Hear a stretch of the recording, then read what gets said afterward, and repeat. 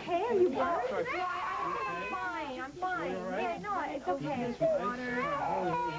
Okay. Sorry, listen, I'll get here. Can you hold Robbie for a second? I'm going to clean this stuff up.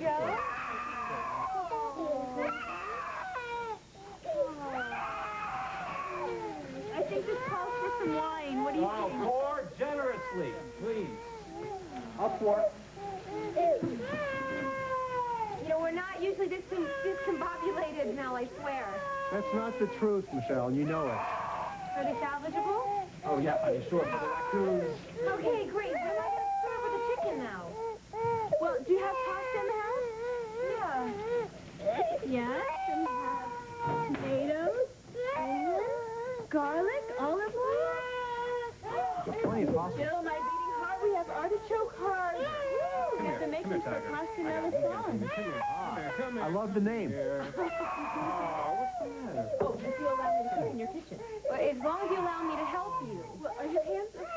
Yeah, I think it's fine. I think the cold water did the trick. Okay, well, show me to your cutting board. All right, here we go. Great. Oh, There you go. Frankie. Hi. There you go. Well, it looks like you found yourself a real winner, Rick. Yes, I did. Yes, I did. This pasta's delicious, Mel. Thank you. You're never going to be satisfied with my mundane cooking again, are you? Honey. Your chicken was anything but mundane. It was absolutely delicious. Thank you. I'd offer you the recipe, but it looks like you do just fine without one. Yeah, cooking is one of the few areas in life where I don't like to follow the rules. Excuse me. You don't like following the rules at the hospital either. That's true. I improve on them. Yeah, there's always room for improvement everywhere, right? Yes, especially in patient care. Not that Cedars isn't a very well-run hospital. Right. Mel is always finding different ways to do things better, right, Mel? And you're always ragging me about it. Mm-hmm. You know, I think it's a guy thing. I think, you know, the more they choose you, the more they like you. No. Aren't they supposed to get over that in seventh grade? Oh, yeah. Oh, We yeah. are bigger. They are. Bigger. We're much bigger than that. So what made you decide to become a doctor? Oh, are you kidding me? Her father had it fitted for a stethoscope. Yeah. Actually, he did. But I actually didn't want to become a doctor until high school. I wanted to be an architect up to then. An architect? Yeah. You didn't tell me that. You never asked. Have you ever wanted to be an architect? What changed your mind? My great-grandma, Baba, she lived down south where my mother's family comes from, and when I was 15, she got sick. Started off as a cold, and then it turned into pneumonia.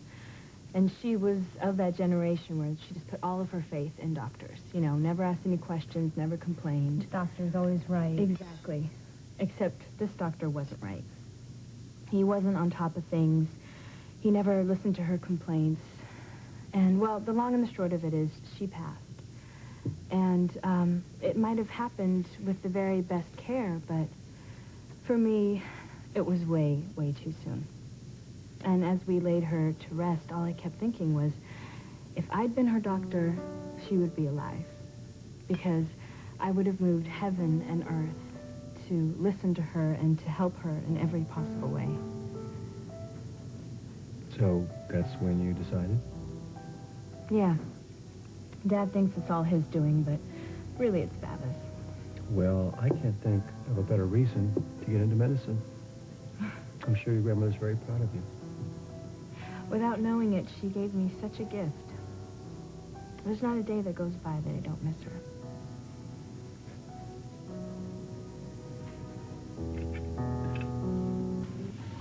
You boys do an extra good job on those pots and pans now. We don't have any more room in the dishwasher. It's full. If you load it properly, you can fit everything. Okay, did she just say properly? No, she did not. Did she just say properly? Michelle, thank you so much for dinner. It was great. Oh, I should be thanking you. You did most of the work. I'm really sorry about all the chaos before when you came in. Of course, I'm sure it's nothing compared to the chaos you experienced in the ER. Do you just find that incredibly stimulating, or is it just painfully grueling? Both. But I love it. At least for now, while I'm young and single and have tons of energy. I think later on down the road, when I get married and have kids, I'm going to have to switch to a different area of medicine that's less demanding. So what about you? You were studying to become a doctor. Yeah, but Danny and I ran into some legal problems, among other things, and so I put my schooling on hold. Well, temporarily, I thought, but then Robbie came along. You got the kid, I got the career. Want to switch? Oh, yeah. 1 day a week. I'll take Robbie to the park and buy him some ice cream, and you can pull 2 12-hour shifts back to back, fueled only by caffeine. Oh, God, don't even tempt me. I would love to do what you do every day, but as long as I could already have what I already have, you know. Right. Well, I would love to have what you have and do what I do all the time. I guess it was a little greedy. No, absolutely not. I think we're just two smart, talented women that want all the joy and satisfaction they can get out of life. Yeah. What's wrong with that? Nothing, right? Nothing, I guess. So, what were you and Mel talking about? When Rick and I were doing the dishes. You know, gabbing, finding out what we had in common.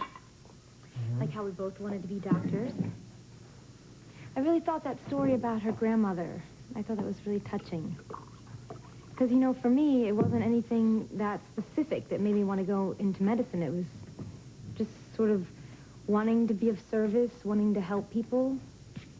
Kind of like, you know, how my dad used to help people, and Rick, even Claire.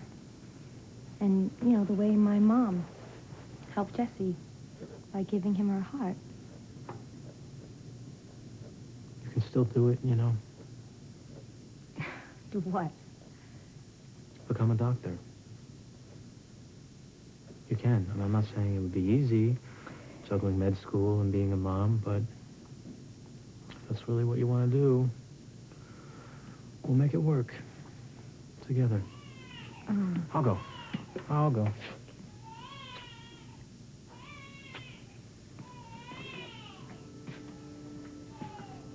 That's really what I want. Is it?